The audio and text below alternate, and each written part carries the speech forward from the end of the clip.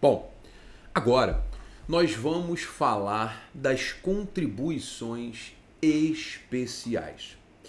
As contribuições especiais têm uma característica muito diferente das demais espécies tributárias. As contribuições especiais, elas têm como característica a destinação da receita. Preste bem atenção no que eu estou te falando. Destinação da receita. Não é vinculação. Até aqui, quando nós falamos das espécies tributárias, até o surgimento das contribuições especiais, nós usamos o critério fato gerador para distinguir as espécies. Nós usamos o critério fato gerador porque é o fato gerador que distingue as espécies tributárias. É o fato gerador que efetivamente representa essa distinção.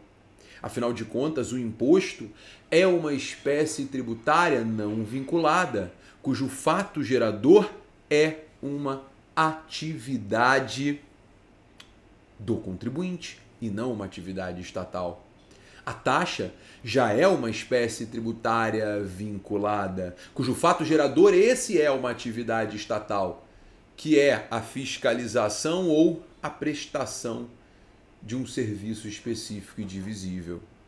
A terceira espécie tributária abrange as contribuições de melhoria, cujo fato gerador é uma obra pública que resulta na valorização do imóvel do particular.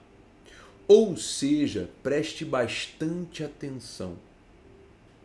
Quando nós estamos falando das espécies tributárias, nós estamos diferenciando-as pelo fato gerador. O fato gerador vai ser utilizado como critério determinante para classificar uma espécie tributária como vinculada ou não vinculada. No tocante ao empréstimo compulsório, não temos essa possibilidade, porque a Constituição não prevê o fato gerador do empréstimo compulsório. Mas o empréstimo compulsório é um tributo de receita vinculada, diz o artigo 148, parágrafo único da Constituição. O empréstimo compulsório ele tem receita vinculada. Ou seja, muito cuidado aqui. Receita vinculada.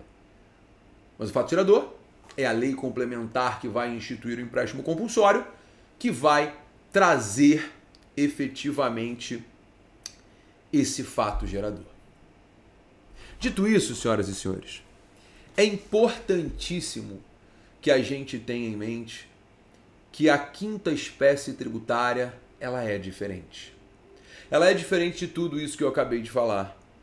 A quinta espécie tributária ela é caracterizada pela destinação da receita. Veja bem, eu não falei vinculação, eu falei destinação. Receita destinada. Destinada. O que significa isso? Significa dizer que a Constituição ela vai prever uma destinação. Não é vinculação. Destinação é um fundamento para a criação. Fundamento para a criação. Preste bem atenção. A contribuição especial ela é caracterizada pela destinação da receita. Haverá um fundamento para a criação. E qual é esse fundamento? Não sei. Depende do caso concreto. Ah, Gabriel, mas o dinheiro tem que ser aplicado no fundamento da criação, no fundamento para a criação? A resposta é não. De acordo com o STF, a resposta é não. O dinheiro não tem que ser aplicado necessariamente no fundamento para a criação. Bastando que o fundamento exista. A aplicação ou não, de acordo com o STF, deverá ser avaliada pelo Tribunal de Contas respectivo. No caso das contribuições especiais, como a competência exclusiva da União, o Tribunal de Contas é da União. Preste bastante atenção. Preste bastante atenção, que é um conceito de extrema importância. As contribuições especiais são destinadas. Vamos voltar no tempo que você vai lembrar esse assunto. Na década de 90, surgiu no Brasil uma contribuição provisória. Uma contribuição provisória sobre movimentação financeira, famosa CPMF. A CPMF tinha como característica a destinação da receita. E ela foi criada para fomentar a saúde pública brasileira.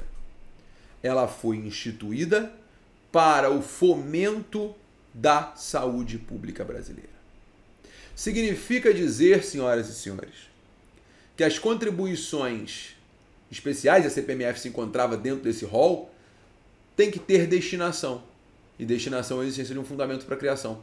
Galera, só de curiosidade, a CPMF chegou a arrecadar por ano, quase 40 bilhões de reais.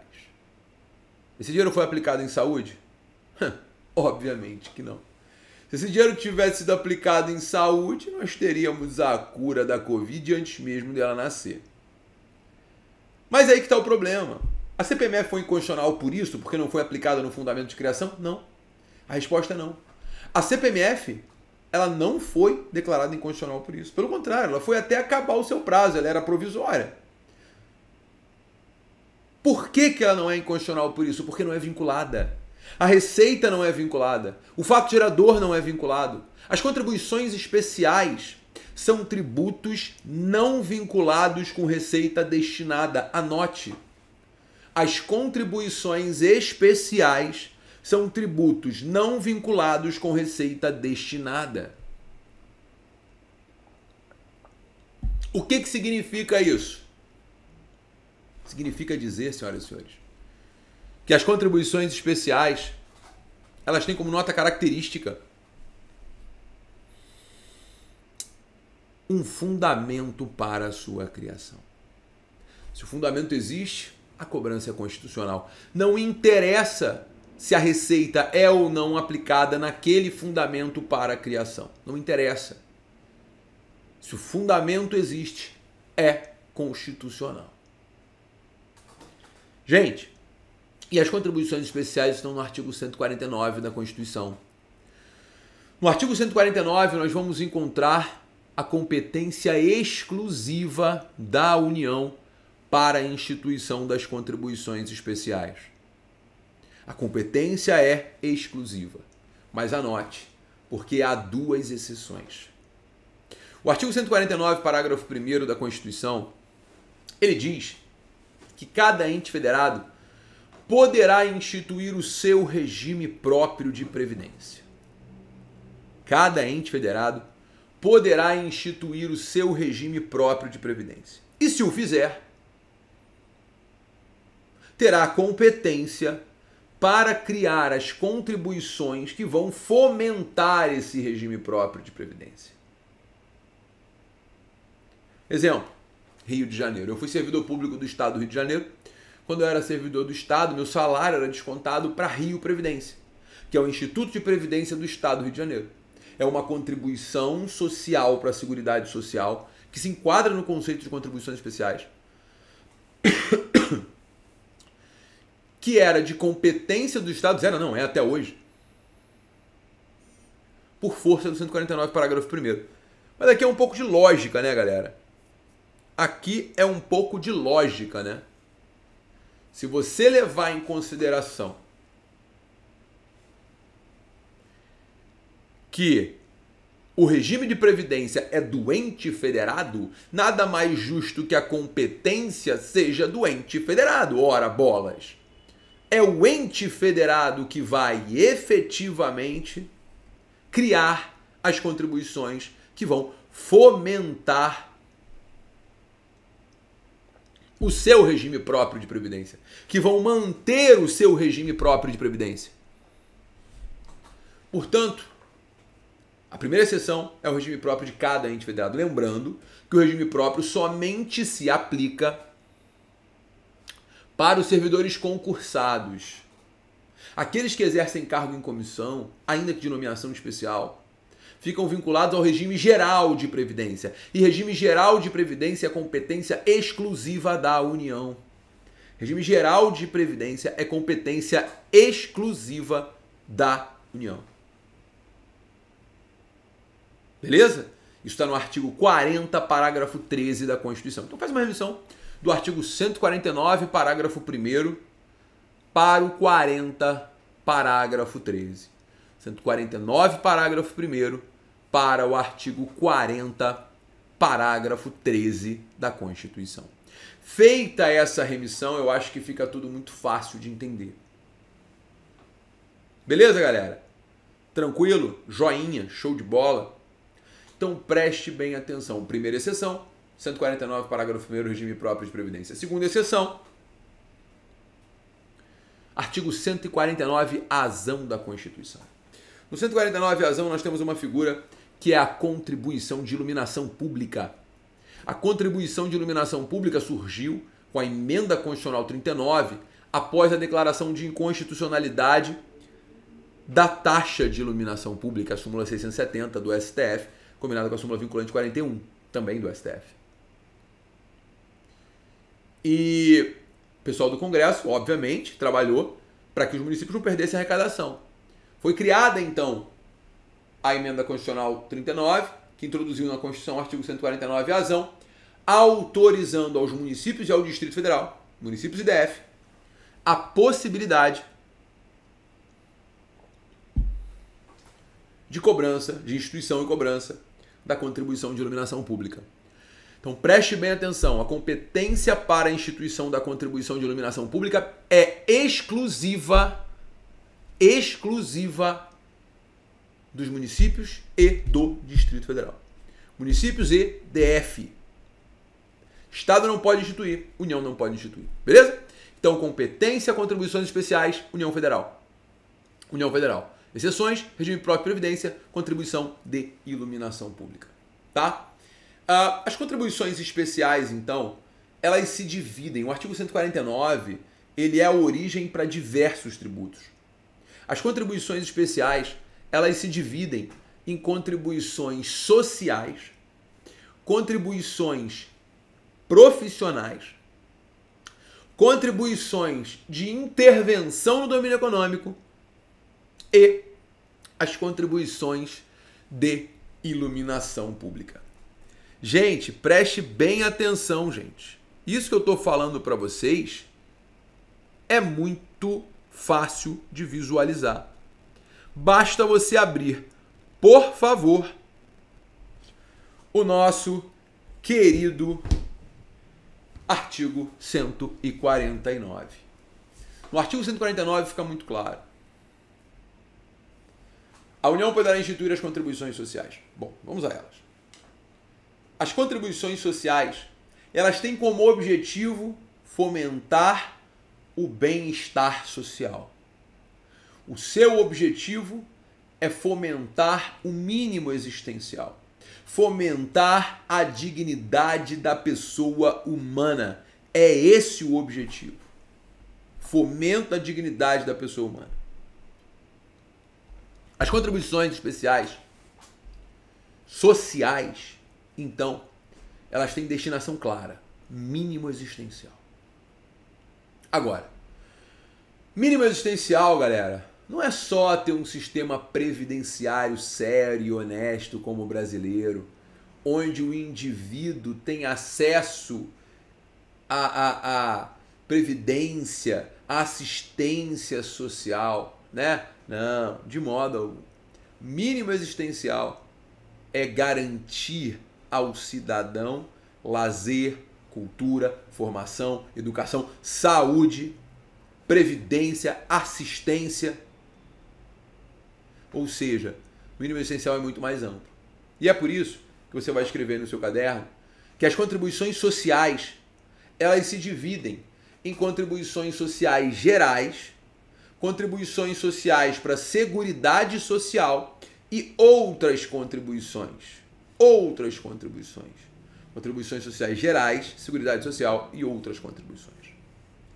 As contribuições sociais gerais, elas vão fomentar a Seguridade Social que não seja o tripé Previdência, Assistência e Saúde.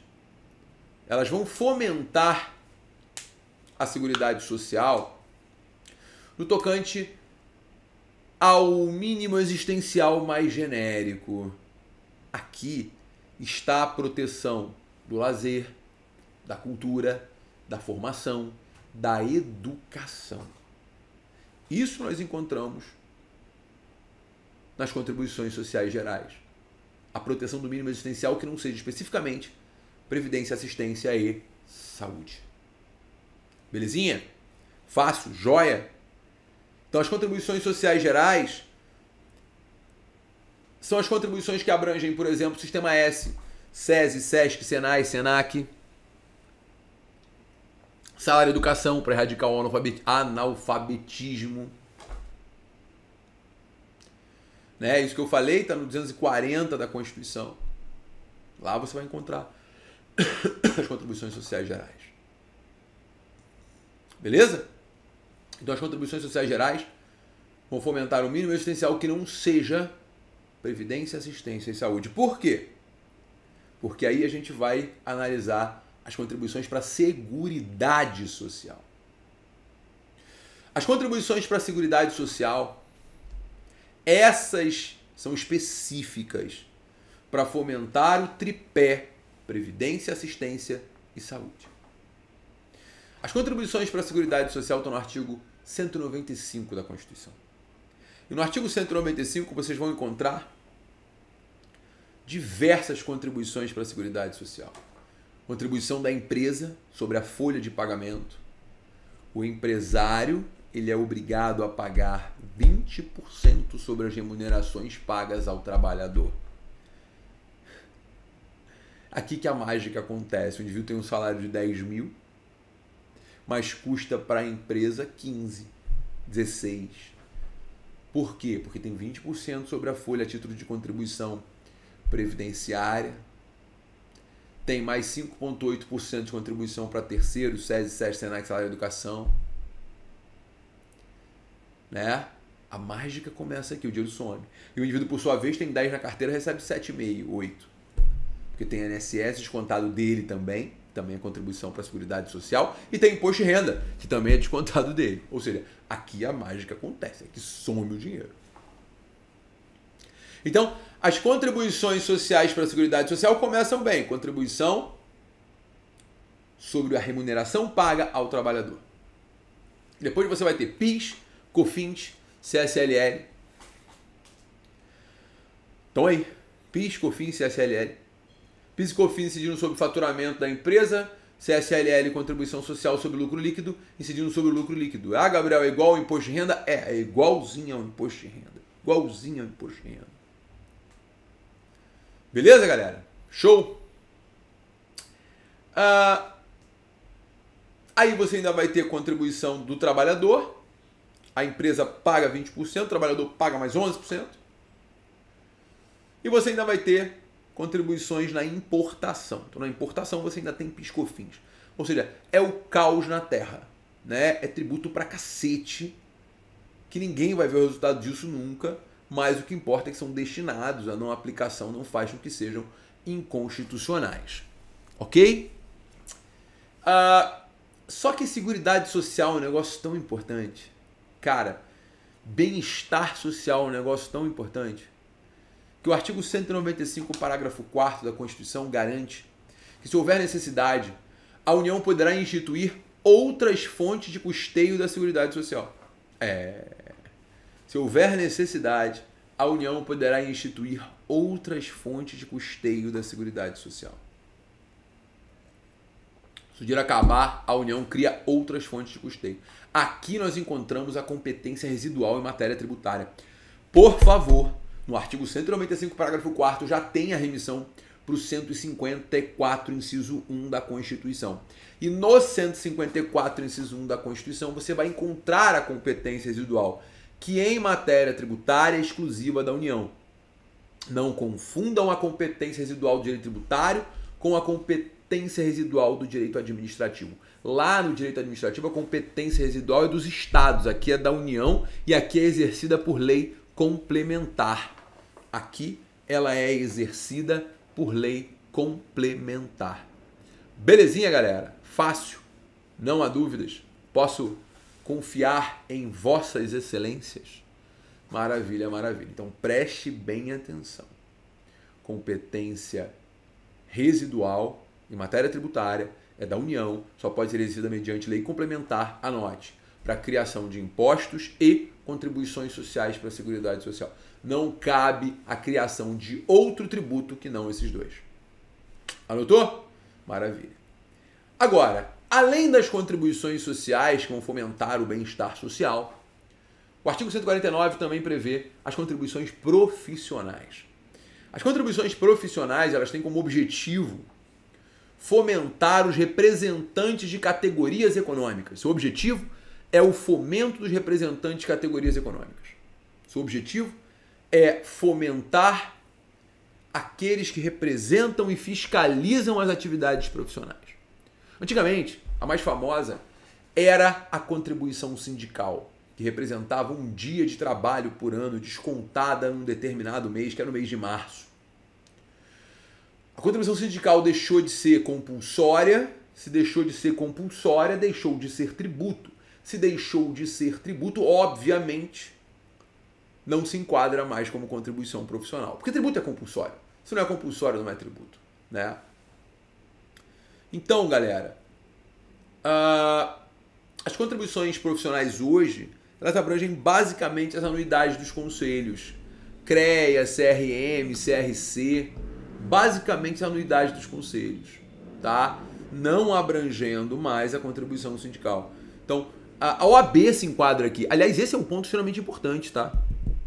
No dia 19 de maio de 2020, o STF mudou o seu posicionamento e passou a entender que a anuidade da OAB tem natureza tributária de contribuição profissional, aplicando-se a ela todos os princípios tributários. Muito cuidado com isso. No caso concreto, havia uma discussão acerca da possibilidade de suspender a atividade do advogado por falta de pagamento da anuidade.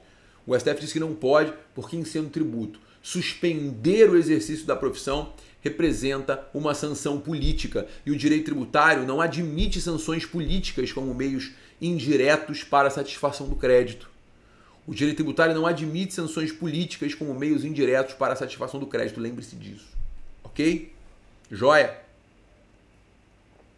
Não há dúvidas? Show de bola. Pessoal, dito isso tudo, né? Que coisa pra caramba. Dito isso tudo,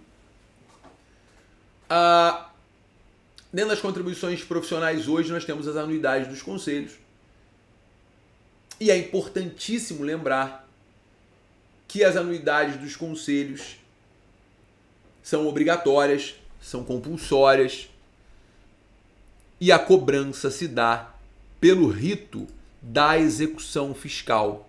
A cobrança se dá pelo rito da execução fiscal. Beleza, galera? E efetivamente,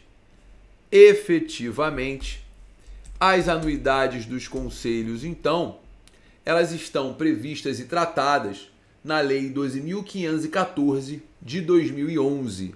Lei 12.514 de 2011. Lá vocês vão encontrar diversas regras, inclusive limitação à execução fiscal, né? Quando você pega essa lei, lá no artigo 8º, fica claro que os conselhos não poderão executar judicialmente dívidas de quaisquer origem, no caso das contribuições, né? De valor inferior a 5 vezes o caput do artigo 6º. Aí você tem que pegar o artigo 6º para ver quais são as anuidades, mas basicamente nível superior, R$500. Só pode haver execução se o valor for superior a 5 vezes R$500. Tá bom? Beleza? Mas leia lá a Lei 12.514, que ela é a lei geral das contribuições profissionais. Tá bom? Bom, na sequência, nós temos as contribuições de intervenção no domínio econômico. Famosas CIDs. CIDs, contribuição de intervenção no domínio econômico. A CID tem como objetivo interferência do Estado na economia. A CID tem como finalidade básica a intervenção do Estado na economia. Quando a gente fala da CID, a gente está falando da intervenção do Estado na economia. A CID, ela existe para que seja feita a intervenção do Estado na economia. Não tem jeito, não tem para onde fugir. Belezinha? Então a CID existe para isso, para que ocorra a intervenção do Estado na atividade econômica. Como? Estimulando ou desestimulando um determinado setor da economia. Via de regra, é para estimular. A principal CID que existe no Brasil é a CID de combustíveis. Ela está prevista no artigo 177, parágrafo 4º da Constituição. A principal característica das CIDs é a referibilidade. Referibilidade. Sabe o que é referibilidade? Não. Referibilidade significa que a CID ela somente será cobrada das pessoas que atuem, que integrem o ramo da atividade econômica que o Estado quer intervir. Ou seja, CID de combustíveis, quem paga? Importador e comerciante de combustíveis. Óbvio, referibilidade. Se eu quero intervir no setor de combustíveis, eu vou cobrar do cara que atua no setor de combustíveis. Eu não vou cobrar do advogado, que não tem nada a ver com a história. Ok? CID de tecnologia é cobrada de quem faz contrato de transferência de tecnologia. Condecine, que é a CID para desenvolver o cinema, cobrada de produtor e distribuidor de cinema. Adicional de frete para renovação da marinha mercante, cobrada daqueles transportadores marítimos. Também é CID. Fustel, Funtel, são CIDs cobradas para desenvolver as telecomunicações no Brasil. Ou seja, tem CID pra caramba. Mas o que você precisa saber essencialmente? Que a CID tem como característica a referibilidade. Ela só é cobrada das pessoas que integram a atividade econômica objeto da intervenção estatal. E são tributos, obviamente, caracterizados pela destinação. São contribuições especiais.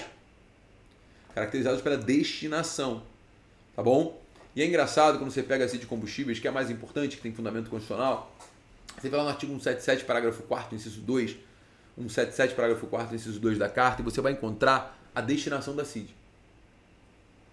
Proteção do meio ambiente, destinação à produção de petróleo, mas o melhor é quando a CID é destinada a transportes, desenvolvimento de transportes. Cara, a CID chegou a arrecadar quase 30 bilhões de reais por ano.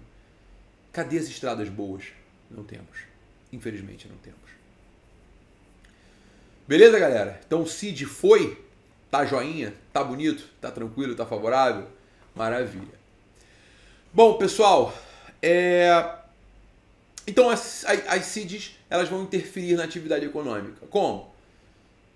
Implicando no preço, né? Demanda maior, você baixa a CID, demanda menor, sobe a CID, mantém o preço. Você, além disso, você pega aquela arrecadação e destina para aquele setor, para fomentar aquele setor, né?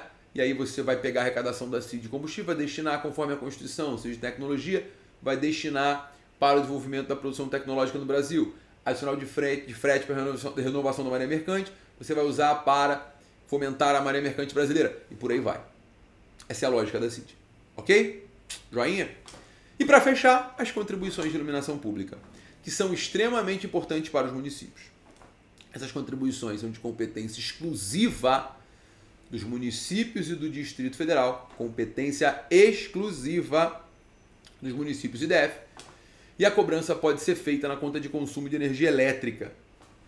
Grifa o 149-azão, parágrafo único. Grifa, porque os municípios sequer precisam se dar ao trabalho de gerar uma guia para cobrar.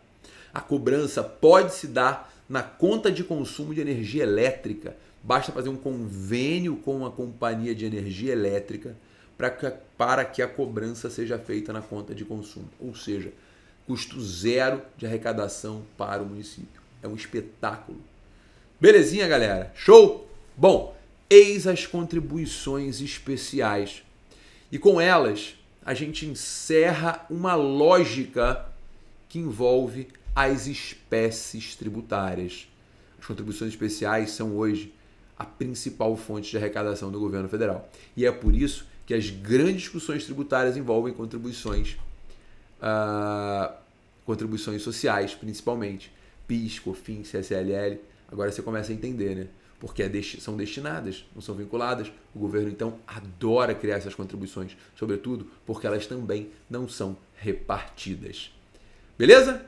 Eis as contribuições especiais.